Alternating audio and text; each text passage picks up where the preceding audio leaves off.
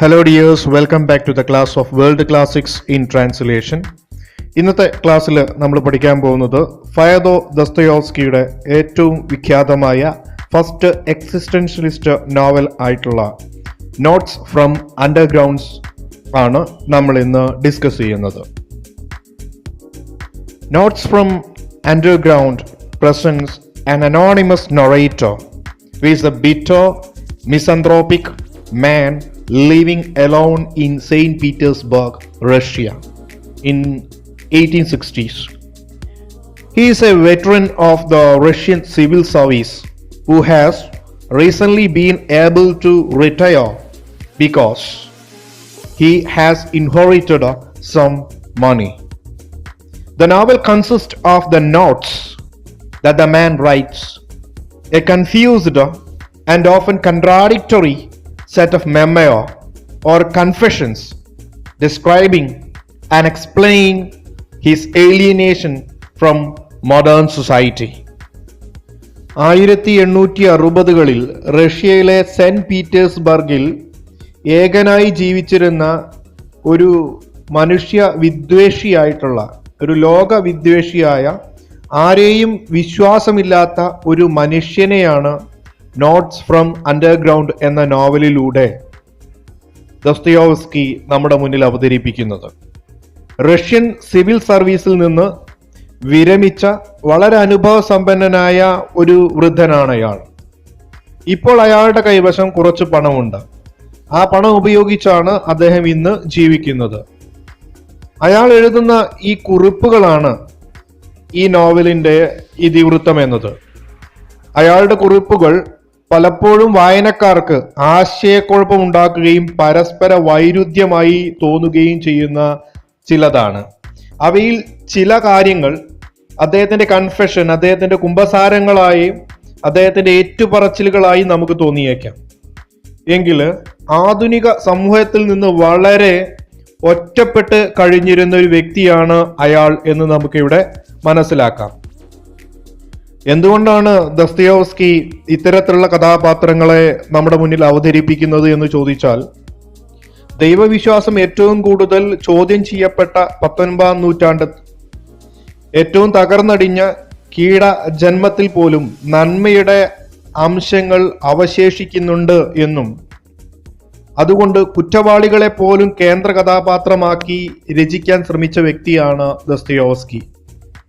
ജീവിക്കുന്നതിനേക്കാൾ ഭീകരമാണ് ജീവിതത്തെക്കുറിച്ചുള്ള നിരന്തരമായ ചിന്തയും ജീവിതത്തെക്കുറിച്ചുള്ള നിരന്തരമായ അപഗ്രഥനവും എന്ന് തിരിച്ചറിഞ്ഞ ഒരു എഴുത്തുകാരനായിരുന്നു ദസ്തയോവ്സ്കി.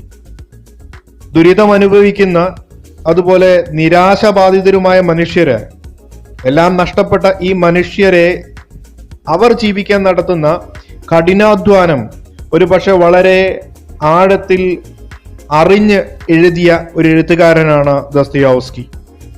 സാർ ഭരണകൂടത്തിനെതിരെ കലാപം ചെയ്തതിനാൽ സൈബീരിയൻ അതിർത്തിയിലേക്ക് ഇദ്ദേഹത്തെ നാട് കടത്തപ്പെട്ടിരുന്നു. സൈബീരിയയിലേക്കുള്ള അദ്ദേഹത്തിന്റെ ആ പീഡന യാത്രയിൽ ഒരു കലാപകാരിയുടെ ഭാര്യ നൽകിയ ബൈബിൾ ജീവിതകാലം അത്രയും ഒരു നിധി പോലെ കാത്തുസൂക്ഷിച്ചു വെച്ച വ്യക്തിയായിരുന്നു ദസ്തയോവ്സ്കി. ഒടുക്കം മരണക്കിടക്കയിൽ വെച്ച് മകൻ ഫയദോറിന് ആ ബൈബിൾ അദ്ദേഹം കൈമാറുകയായിരുന്നു. ദൈവത്തെ ജീവിതാന്ത്യം വരെ തിരസ്കരിക്കരുത് എന്നൊരു അപേക്ഷയും മകന് നൽകിയാണ് ദസ്തയോവ്സ്കി ഈ ലോകത്തോട് വിട പറഞ്ഞത്. അതുകൊണ്ട് തന്നെയാണ് അദ്ദേഹത്തിന്റെ കഥകളിൽ പലപ്പോഴും നമുക്ക് ചുറ്റും ജീവിക്കുന്ന മനുഷ്യർ, പലപ്പോഴും നമ്മൾ തിരിച്ചറിയാത്ത പോയ മനുഷ്യരുടെ ദുരിതവും ചിന്തയും ജീവിതവും കേന്ദ്ര കഥയായി വരാനുള്ള കാരണം. Notes from underground is divided in to sections. The first known as underground is a shorter and set in 1860s when the underground man is 40 years old. This section serves as an introduction to the character of the underground man, explaining his theories about his antagonistic position towards society. Notes from underground എന്ന ഈ നോവലിന് രണ്ട് ഭാഗങ്ങളുണ്ട്. ഇതിലെ ആദ്യത്തെ ഭാഗത്തെ underground എന്ന് വിളിക്കുന്നു. ഇത് വളരെ ചെറിയ ഒരു ഭാഗമാണ്. 1860-കളെ പശ്ചാത്തലമാക്കിയാണ് ഈ ഭാഗം അദ്ദേഹം തയ്യാറാക്കിയിരിക്കുന്നത്. നോവലിന്റെ ആദ്യ ഭാഗം അവതരിപ്പിക്കുമ്പോൾ അണ്ടർഗ്രൗണ്ട് മാൻ എന്നറിയപ്പെടുന്ന ഈ വ്യക്തിക്ക് പ്രായം 40 ഇദ്ദേഹത്തിന്റെ സ്വഭാവത്തിന്റെ ഒരു ആമുഖമാണ് അണ്ടർഗ്രൗണ്ട് എന്ന് പറയുന്ന നോവലിന്റെ ആദ്യ ഭാഗം. സമൂഹത്തോട് എന്തുകൊണ്ട് അദ്ദേഹത്തിന് ദേഷ്യം തോന്നുന്നു എന്ന കാരണങ്ങളുടെ ഒരു വിവരണമാണ് ആദ്യ ഭാഗം. The first word we hear from the underground man tell us about he is a sick man, a wicked man, and an attractive man, whose self-loathing and spite has crippled and corrupted him. He is a well-read and highly intelligent man, and he believes that in this fact accounts for his misery. നോവലിന്റെ തുടക്ക ഭാഗത്തിൽ നിന്ന് തന്നെ നമ്മൾ underground മാന്റെ വാക്കുകൾ കേൾക്കുന്നത് ഇപ്രകാരമാണ്. താനൊരു രോഗിയായ മനുഷ്യനാണ്, ക്രൂരനായ ഒരു മനുഷ്യനാണ്, ഒട്ടും ആകർഷണതയില്ലാത്ത ഒരു മനുഷ്യനാണ് എന്നാണ് അദ്ദേഹം പറയുന്നത്. ആത്മനിന്ദയും വിരോധവും അയാളുടെ വ്യക്തിത്വത്തെ തീർത്തും വികലമാക്കിയിരിക്കുന്നു എന്ന് നമുക്കിത് കേട്ടാൽ മനസ്സിലാവും. എങ്കിൽ അദ്ദേഹം വളരെ പരന്ന വായനയുള്ള നല്ല ബുദ്ധിമാനായ ഒരു വ്യക്തിയാണ് എന്ന് നമുക്ക് അനുമാനിക്കാം. അതുതന്നെയാണ് അയാളുടെ എല്ലാ തരത്തിലുള്ള ദുരിതത്തിനു കാരണമെന്നും അയാൾ വിശ്വസിക്കുന്നുണ്ട്. The underground man explained that in modern society all conscious and educated men should be as miserable as he is. He has become disillusioned with all philosophy. He has appreciation for the sublime romantic idea of the beautiful and lofty, but he is aware of its absurdity in the context of his narrow mundane existence. ഈ ആധുനിക സമൂഹത്തിൽ വിദ്യാസമ്പന്നരായിട്ടുള്ളവരും കൂടാതെ ചിന്തിക്കുന്നവരുമായ എല്ലാവരും തന്നെ പോലെ ദുഃഖിതരായിരിക്കുമെന്ന് അദ്ദേഹം നോവലിൽ പറയുന്നുണ്ട്. എല്ലാ തത്വശാസ്ത്രങ്ങളും അദ്ദേഹം മനസ്സിലാക്കിയിട്ടുണ്ട്. അതുകൊണ്ട് തന്നെ യാതൊരു തരത്തിലുള്ള ആഗ്രഹങ്ങളോ മോഹങ്ങളോ അദ്ദേഹത്തിന് ഉണ്ടായിരുന്നില്ല എന്നാണ്. ദ ബ്യൂട്ടിഫുൾ ആൻഡ് ലോഫ്റ്റി എന്ന റൊമാൻറ്റിക് ആശയത്തോട് അദ്ദേഹത്തിന് വളരെയധികം താല്പര്യമുണ്ടായിരുന്നു. എന്നാൽ തൻ്റെ ഇടുങ്ങിയ വെറും സാധാരണമായ ജീവിതത്തിൽ മുകളിൽ പറഞ്ഞ ഈ ഒരു ആശയം, ദ ബ്യൂട്ടിഫുൾ ആൻഡ് ലോഫ്റ്റി എന്ന ആശയം ഒരു ശുദ്ധമായ മണ്ടത്തരമാണ് എന്നയാൾക്ക് തിരിച്ചറിവുണ്ടായിരുന്നു.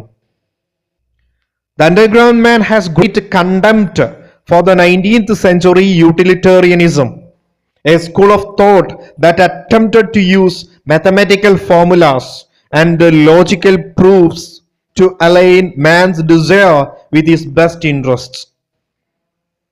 So he complained that man's primary desire is to exercise his free will, whether or not it is in his best interests. In the face of utilitarianism, man will do nasty and unproductive things simply to prove that his free will is unpredictable and therefore completely free. 19ാം നൂറ്റാണ്ടില് utilitarianism എന്ന സിദ്ധാന്തത്തോട് underground മാന് വളരെയധികം പുച്ഛമായിരുന്നു. ഈ ചിന്താരീതി ഗണിതശാസ്ത്ര ഫോർമുലകളെയും യുക്തിപരമായ തെളിവുകളുടെയും മനുഷ്യന്റെ ആഗ്രഹങ്ങളെ അവന്റെ ഏറ്റവും നല്ല താല്പര്യങ്ങളായി അണിനിരത്താൻ വേണ്ടി ശ്രമിച്ചതാണ് എന്ന് അദ്ദേഹം പറയുകയാണ്. മനുഷ്യന്റെ പ്രധാന ആഗ്രഹം തന്നിഷ്ടം നടപ്പാക്കാനാണ് എന്ന് അണ്ടർഗ്രൗണ്ട് മാൻ വിശ്വസിക്കുന്നു. In this assertion partially explain the underground man's instance that he takes pleasure in his own toothaches or liver pain. Such a pleasure in pain is a way of spiting the comfortable predictability of life in modern society, which accepts without question the value of going to the doctor. മേൽപ്പറഞ്ഞ ആശയത്തിന്റെ മുകളിൽ അദ്ദേഹം തൻ്റെതായ ഒരു വിശദീകരണം തരാൻ ശ്രമിക്കുകയാണ്. അതിന് അദ്ദേഹം പറയുന്നത് അദ്ദേഹത്തിനുള്ള പല്ലുവേദനയെക്കുറിച്ചും അദ്ദേഹത്തിനുള്ള ലിവർ പെയിനെ കുറിച്ചുമാണ്. അത് അദ്ദേഹത്തിന് ഒരു ആനന്ദം നൽകുന്നുണ്ട് എന്ന് അദ്ദേഹം പറയുകയാണ്. ഒരുപക്ഷെ അദ്ദേഹത്തിന്റെ ലൈഫിലെ ഏറ്റവും കഷ്ടത നിറഞ്ഞ അൺകംഫോർട്ടബിൾ ആയിട്ടുള്ള ഒരവസ്ഥയാണ് അതെങ്കിലും അദ്ദേഹം പറയുന്നത് it was A pleasurable things for him. മറ്റൊന്ന്, ഇത്തരം അസുഖത്തെ അടിസ്ഥാനമാക്കി അല്ലെങ്കിൽ ഇത്തരം അസുഖത്തിന് എന്തിനു വേണ്ടിയാണ് താൻ ഒരു ഡോക്ടറെ കാണുന്നത്, അതിന്റെ മൂല്യം എന്ത് എന്നും അദ്ദേഹം ചോദിക്കുന്നുണ്ട്. താൻ ഒരിക്കലും ഒരു ഡോക്ടറെ അവിശ്വസിക്കുന്നില്ല, പക്ഷെ താൻ ഒരു അന്ധവിശ്വാസിയാണ്. തനിക്ക് ഇത്തരം അസുഖങ്ങളുണ്ട്, പക്ഷെ താൻ ഒരിക്കലും ഒരു ഡോക്ടറെ കാണില്ല എന്നും അദ്ദേഹം പറയുന്നു. The underground man is not proud of all his useless behavior. However, he has enormous contempt for himself as a human being. He is aware that he is overcome by inertia, that he cannot even become the wicked enough to be scoundrel, or significant enough to be insect, or a lazy enough to be true lazy bones. തൻ്റെ ഒരു ഉപയോഗവുമില്ലാത്ത ഇത്തരം സ്വഭാവങ്ങളിൽ ഒരിക്കലും അദ്ദേഹത്തിന് അഭിമാനമൊന്നും തോന്നുന്നില്ല എന്ന് അദ്ദേഹം പറയുന്നുണ്ട്. പക്ഷെ ഒരു മനുഷ്യനായതിൽ താൻ വളരെയധികം ഏറ്റവും അധപ്പതിച്ച ഒരു ജീവിതമാണ് തൻ്റേത്. കാരണം താൻ ഒരു മനുഷ്യനാണ് എന്നാണ് അദ്ദേഹം പറയുന്നത്. കൂടാതെ തനിക്ക് ജഡത്വമുണ്ട്, ഒന്നും ചെയ്യാൻ കഴിയാത്ത ഒരവസ്ഥ തനിക്കുണ്ട് എന്ന് അദ്ദേഹത്തിന് അറിയാം. അതിനെ ഒരിക്കലും തനിക്ക് മറികടക്കാനും സാധിക്കുന്നില്ല എന്നും അദ്ദേഹം പറയുന്നുണ്ട്. തൻ്റെ ആ ജഡത്വമാണ് തന്നെ ഒരു സ്കൗണ്ടറിലാക്കിയത്, തന്നെ ഒരു ഇൻസെക്റ്റ് ആക്കി മാറ്റിയത്, തന്നെ അങ്ങേയറ്റം ഒരു ലേസി മാൻ ആക്കി മാറ്റിയത് എന്നും അദ്ദേഹം സൂചിപ്പിക്കുന്നു. The second fragment of Notes from Underground, entitled Apropos of the Wet Snow, describes a specific events in underground man's life in 1840s when he was 24 years old. In a sense, this section serves as a practical illustration of more abstract idea the underground man set forth in the first section. ഈ നോവലിന്റെ രണ്ടാം ഭാഗത്തെ അപ്രോപ്സ് of the wet snow എന്ന തലക്കെട്ടിലൂടെയാണ് അവതരിപ്പിക്കപ്പെട്ടിരിക്കുന്നത്.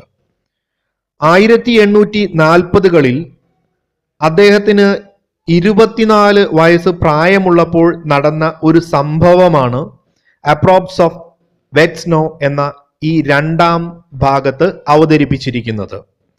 അദ്ദേഹത്തിന്റെ ആശയങ്ങൾ, നമ്മളെ വളരെ വിചിത്രമായി തോന്നുന്ന ആ ആശയങ്ങൾ എപ്രകാരം നടപ്പിലാക്കപ്പെട്ടിരുന്നു എന്നതിനൊരു ഉദാഹരണമാണ് second part. The second session reveals the narrator's progression from his youthful perspective, influenced by romanticism and the ideal of the beautiful and lofty, to his mature perspective in 1860s, which is purely cynical about beauty, loftiness and literaryness in general. രണ്ടാം ഭാഗം underground മാന്റെ യൗവനകാലത്തിലെ അദ്ദേഹത്തിന്റെ കാഴ്ചപ്പാടുകളിലൂടെ കടന്നു പോവുകയാണ്. പ്രത്യേകിച്ചും അക്കാലത്ത് അദ്ദേഹത്തെ സ്വാധീനിച്ചിരുന്ന romanticism എന്ന കാഴ്ചപ്പാടും പിന്നീട് അദ്ദേഹത്തിന്റെ ജീവിതത്തിൽ 1860കളിൽ അദ്ദേഹത്തിന്റെ ജീവിതത്തിൽ ഉദാത്ത മാതൃകയായി മാറിയ ദ ബ്യൂട്ടിഫുൾ ആൻഡ് ലോഫ്റ്റി എന്നുള്ള കാഴ്ചപ്പാടിലേക്ക് നയിക്കപ്പെട്ടു എന്നുള്ളതിന്റെയും ഒരു ഉദാഹരണമാണ് അദ്ദേഹത്തിന്റെ യൗവനകാലത്തിലെ ഈ സംഭവങ്ങൾ. Apropos of the Wet Snow describes interactions between the underground man and various people who inhabit in this world: soldiers, former schoolmates, and a prostitute. The underground man is so alienated from these people that he is completely incapable of normal interaction with them. He treats them with a mixture of disgust and fear that result in his own effacement or humiliation, which in turn results in remorse and self-loathing. Apropos of the wet snow എന്ന രണ്ടാം ഭാഗത്തിൽ underground മാനും അദ്ദേഹത്തിന്റെ ചുറ്റുമുള്ള various പീപ്പിൾസുമായിട്ടുള്ള റിലേഷനെയാണ് സൂചിപ്പിക്കുന്നത്. ഇവിടെ പ്രതിപാദ്യമായ 3 characters: ഒരു soldier, അദ്ദേഹത്തിന്റെ കൂടെ പഠിച്ച കുറച്ച് സഹപാഠികൾ, മറ്റൊന്ന് ഒരു പ്രോസിക്യൂട്ടർ. അദ്ദേഹം തന്റെ സമൂഹത്തിൽ നിന്ന് വളരെ അകന്ന് ഒറ്റപ്പെട്ടായിരുന്നു ജീവിച്ചിരുന്നത് എന്ന് നമുക്കറിയാം. അതുകൊണ്ട് തന്നെ തന്റെ കൂടെയുള്ള വ്യക്തികളോട് സാധാരണ പോലെ പെരുമാറാൻ അദ്ദേഹത്തിന് ഒരിക്കലും കഴിയുമായിരുന്നില്ല. തന്റെ ചുറ്റുമുള്ള വ്യക്തികളെ വെറുപ്പോടെയും ഭയത്തോടു കൂടിയുമായിരുന്നു അദ്ദേഹം കണ്ടിരുന്നത്. അതുകൊണ്ട് തന്നെ അവരോടുള്ള അദ്ദേഹത്തിന്റെ സമീപനം പലപ്പോഴും അദ്ദേഹത്തിനെ സ്വയം അധിക്ഷേപിക്കുന്നതിലും പശ്ചാത്താപത്തിലേക്കും ആത്മവിലാപത്തിലേക്കും നയിച്ചിരുന്നു എന്ന് പറയുന്നു. The underground man's alienation manifests itself in all kinds of relationships. When walking in the park, he obsessed about whether to yield the rights of to be to the way to a soldier who he does not even know. Then in a confused attempt at a social interaction, the underground man deliberately follows some school acquaintances to a dinner where he is not wanted, alternatively insulting them openly and craving their attention and friendship. Later that was the same evening, the underground man attempts to rescue an attractive young prostitute named Lisa by delivering impassioned, sentimental speeches about the terrible fate that awaits her if she continues to sell her body. Underground man അദ്ദേഹം തന്റെ ചുറ്റുമുള്ള മനുഷ്യരുമായി വെച്ചു പുലർത്തിയിരുന്ന ബന്ധങ്ങളുടെ ഒരു വിശദീകരണം നൽകുന്നു.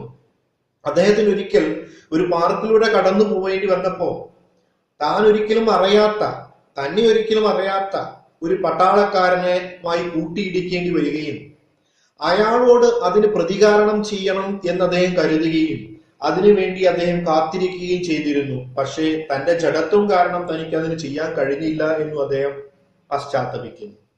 മറ്റൊന്ന്, സാമൂഹികമായ കൂടിച്ചേരലുകളുടെയോ സുഹൃത്തുക്കളുടെ സൗഹൃദ കൂട്ടായ്മകളിൽ പങ്കാളികളാവാനോ അദ്ദേഹത്തിന് കഴിയുമായിരുന്നില്ല.